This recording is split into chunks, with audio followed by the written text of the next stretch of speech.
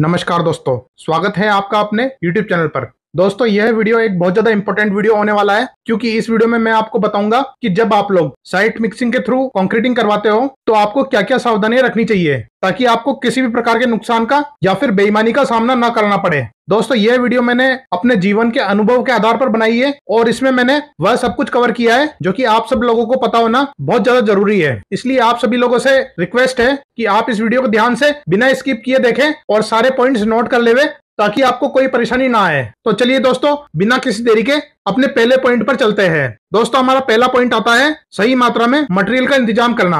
जी हाँ दोस्तों, आपको ध्यान ये रखना है कि आप अपनी स्लैब कास्टिंग के लिए पर्याप्त मात्रा में रोड़ी, बजरी और सीमेंट की व्यवस्था एक दिन पहले ही करवा ले। पर दोस्तों, यहाँ आपको एक बहुत ज्यादा महत्वपूर्ण चीज का ध्यान रखना है कि आपको मटेरियल उतना ही मंगवाना है जितना कि आप इस्तेमाल कर सके। मैंने बहुत से ऐसे लोग देखे हैं जो इस बात से डरकर कि कहीं मटेरियल कम ना पड़ जाए, इसलिए अनाप शनाप मटेरियल साइड पर डलवा लेते हैं और कास्टिंग होने के बाद बजरी तो फिर भी काम में आ जाती है, लेकिन रोड़ी ऐसे ही पड़ी रहती है। और दोस्तों, यह किस्सा मैंने कईयों के साथ होता हुआ देखा है। इसलिए दोस्तों, मटेरियल मंगवाने से पहले अपने सिविल इंजीनियर से सलाह जरूर ले और हो सके तो उसे क्वांटिटी का एस्टिमेट मांग ले कि कितनी रोड़ी, बजरी और सीमेंट कास्टिंग में खर्च होंगे। दोस्तों, थोड़ा बहुत क्वांटिटी ऊपर हो जाए तो फिर भी चलेगा, लेकिन जरूरत से ज्यादा माल मंगवाना आपका अच्छा खासा नुकसान करवा सकता है। इसलिए मेरी सलाह आपको यह रहेगी कि जब भी आप लोग माल ऑर्डर करें तो एक बार जिससे आप माल खरीद रहे हैं उससे बात कर ले कि क्या वह बची हुई रोड़ी या बजरी वापस ले लेगा क्या, और यदि ले लेगा तो उस मटेरियल को हमारी साइट से उठाने में वह कितने पैसे चार्ज करेगा,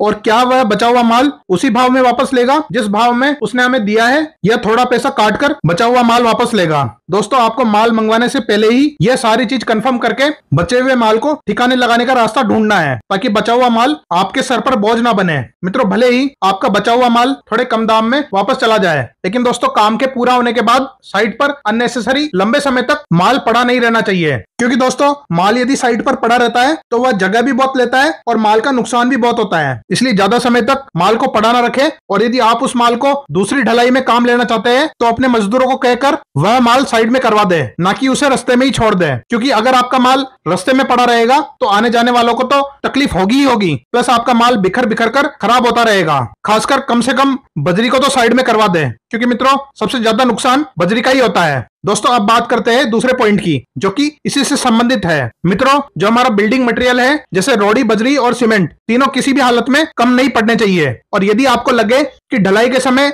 कुछ कम पड़ने की संभावना है तो आपको मटेरियल के खत्म होने से आधा पौन घंटा पहले ही मटेरियल ऑर्डर कर देना है। और दोस्तों, मटेरियल के कम पड़ने पर आप उसे तुरंत मंगवा सके, इसलिए हमेशा आपको रात के समय ढलाई अवॉइड करनी है। मित्रों, जब तक आपको कई बार रात में ढलाई करवाने का अनुभव ना हो तब तक आपको देर शाम या रात में ढलाई शुरू करवाने से हमेशा बचना चाहिए। यदि आप इस फील्ड में नए हैं और आप अपने जीवन में पहली या दूसरी बार ढलाई करवा रहे हैं तो आपके लिए ढलाई शुरू करने का सबसे अच्छा समय सुबह सुबह सूर्य की पहली किरण के साथ रहेगा, क्योंकि दोस्तों ढलाई वाले को अपनी मशीन वगैरह सेटअप करने और ढलाई शुरू करने में भी समय लगता है, और ढलाई शुरू होने के कुछ देर बाद ही बिल्डिंग मटेरियल की सारी दुकानें खुल जाती है। इसका बेनिफिट यह होता है कि यदि कोई चीज कम पड़ने लगे तो उसे दुकान से तुरंत ऑर्डर किया जा सकता है। हालांकि दोस्तों, इसके लिए आपको 2-3 बिल्डिंग मटेरियल वालों से पहले ही बात करके रखनी होगी कि उनकी शॉप कितनी बजे ओपन होती है और वह लोग माल कम पड़ने के केस में कितनी देर में माल को साइट पर भेज सकते हैं। उसके अलावा दोस्तों, यदि आपके आसपास संडे या कोई त्योहार पड़ रहा हो तो उन शॉपकीपर से यह पूछ ले कि क्या उनकी दुकान संडे या त्योहार के दिन ओपन रहेगी या नहीं।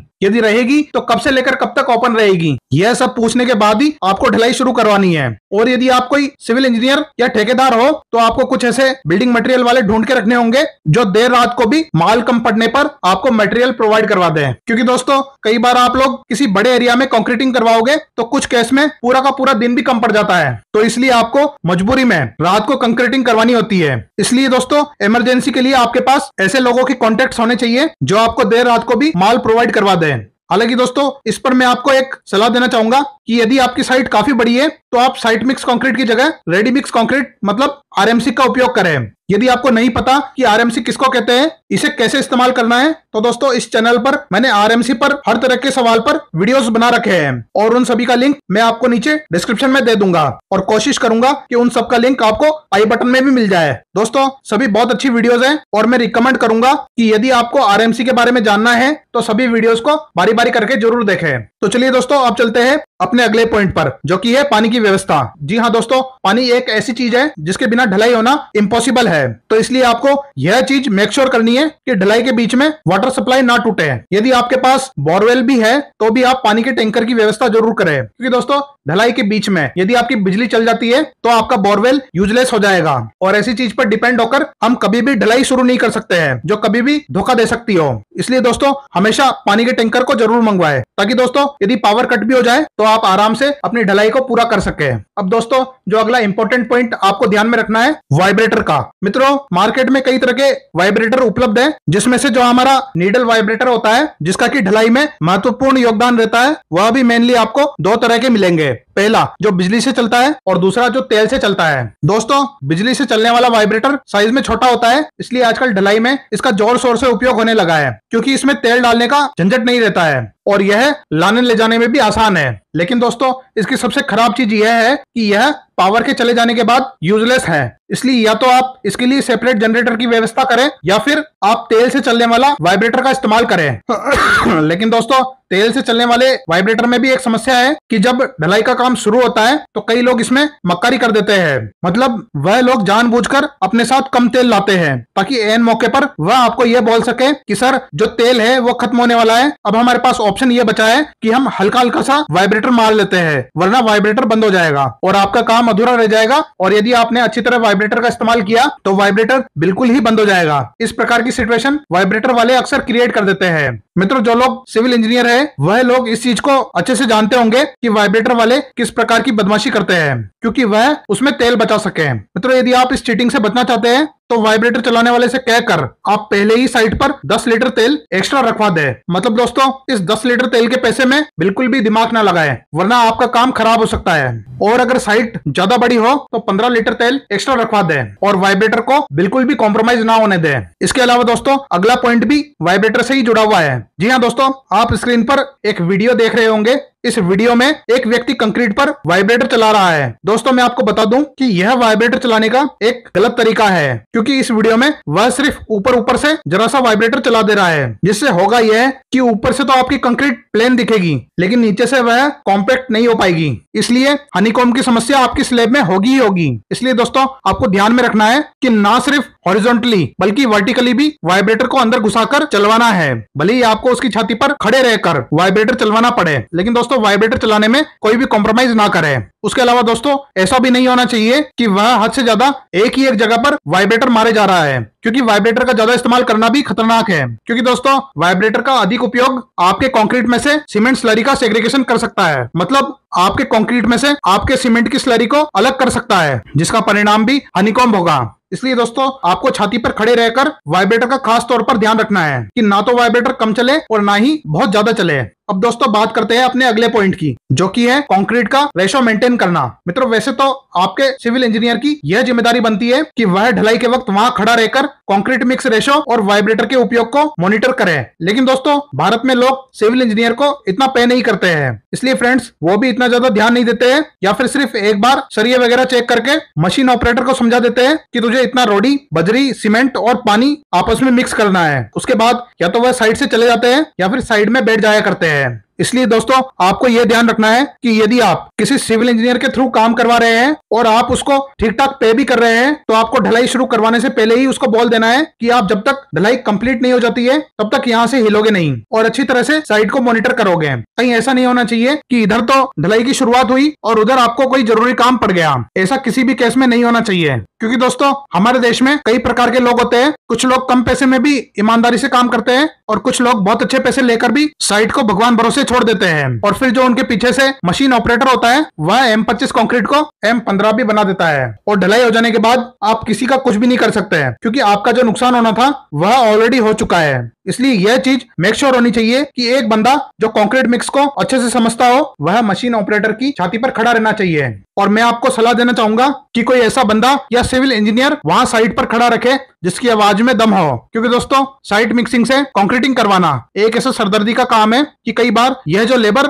या मशीन ऑपरेटर होते हैं यह आसानी से किसी की नहीं सुनते हैं या सुनकर भी अनसुना करते हैं। ऐसे में जिन लोगों में अनुभव की कमी होती है या जो लोग सीधे साधे होते हैं उन्हें वह लोग बेवकूफ समझकर बार बार अनदेखा करते हैं। इसलिए दोस्तों, यदि आप लोग साइट मिक्स कंक्रीट के द्वारा ढलाई करवाते हो और बार बार आपका ढलाई करवाने का काम पड़ता रहता है, तो आपको हर तरह की भाषा का उपयोग करना आना चाहिए, क्योंकि साइट पर ऐसे ही काम होता है। हालांकि दोस्तों, मैं इस चीज को खुलकर वीडियो में नहीं बोल सकता, लेकिन आप लोग खुद समझदार हैं कि ऐसे केस में आपको क्या करना चाहिए। अब दोस्तों, अगला पॉइंट भी इसी से रिलेटेड है, जो कि है वाटर सीमेंट रेशो। मित्रों, ऐसा अक्सर होता है कि जो लेबर होती है वह जरूरत से ज्यादा पानी को कंक्रीट में मिक्स कर देती है, ताकि कंक्रीट की वर्केबिलिटी बढ़ जाए, मतलब कंक्रीट को आसानी से फैलाया जा सके। इसलिए अक्सर लेबर जो होती है वह कंक्रीट में जरूरत से ज्यादा पानी मिक्स करती है। इसलिए आपको ध्यान ये रखना है कि रिक्वायर्ड क्वांटिटी से ज्यादा आपको पानी किसी भी हालत में मिक्स नहीं होने देना है। इस चीज को कंफर्म करने के लिए आप स्लम टेस्ट करवा सकते हैं, या आप सीधा सीमेंट कंपनी के इंजीनियर्स को भी बुलवा सकते हैं, जो साइट पर गाड़ी लेकर आएंगे और स्लम टेस्ट करके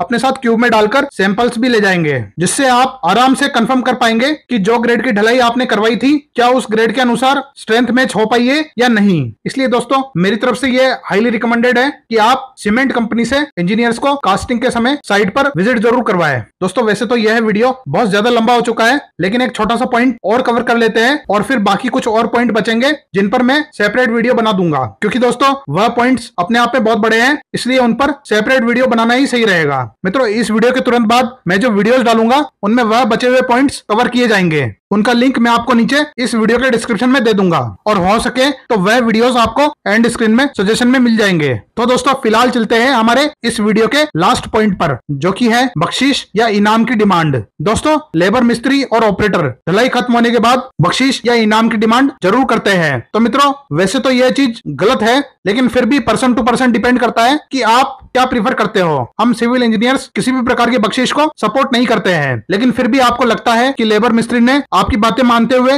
ईमानदारी से काम किया है और आपको बहुत कम परेशान किया है, तो आप उन्हें मिठाई के साथ साथ 150 रुपए इनाम दे सकते हैं। लेकिन यदि उन्होंने आपको बहुत ज्यादा परेशान किया है, तो आपको 1 रुपया भी इनाम के रूप में देने की जरूरत नहीं है, और पेमेंट करते वक्त उनकी खबर ले लेवे। फ्रेंड्स, ये लोग इनाम जरूर मांगते हैं, चाहे इन्होंने आपका खून पी पी कर काम किया हो। इसलिए इस चीज से सावधान रहे और इनाम तभी दे जब आप 100% संतुष्ट हो। और दोस्तों, जाते जाते मैं आपको एक सलाह देना चाहूंगा कि यदि आप लोग धूप में ढलाई करवा रहे हो, तो एक अच्छा सा सनग्लास जरूर खरीद कर रखिए, क्योंकि दोस्तों सनग्लास आपकी आंखों को डायरेक्ट सन के एक्सपोजर से रोकता है और आपको बीमार पड़ने से बचाता है। दोस्तों, यह कोई प्रमोशन नहीं है, पर मुझे पर्सनली इस चीज से बहुत फायदा मिला है, और सनग्लास पहनने से आपका दिमाग भी ठंडा रहेगा। बाकी आपकी इच्छा है कि आप इस सलाह को माने या ना माने, पर एक बार सनग्लास का उपयोग करके काम करवाइए, आपको खुद अपने आप फर्क पता चल जाएगा। यह मेरी तरफ से एक पर्सनल एडवाइस है।